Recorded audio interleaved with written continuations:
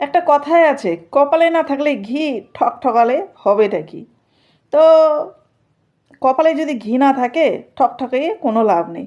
Facebook প্ল্যাটফর্মে পেজটা খোলার পর একটু একটু করে সবে মাত্র এগোচ্ছিলাম, তার মধ্যে ফেসবুক আমাকে সাসপেন্ড করে দিয়েছে।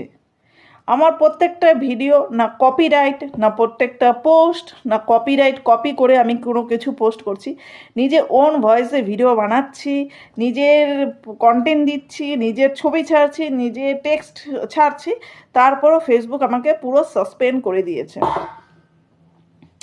আমি বুঝতে পারি না আমার সাথেই কেন এসব ঘটে, আমার সাথেই কেন হয়।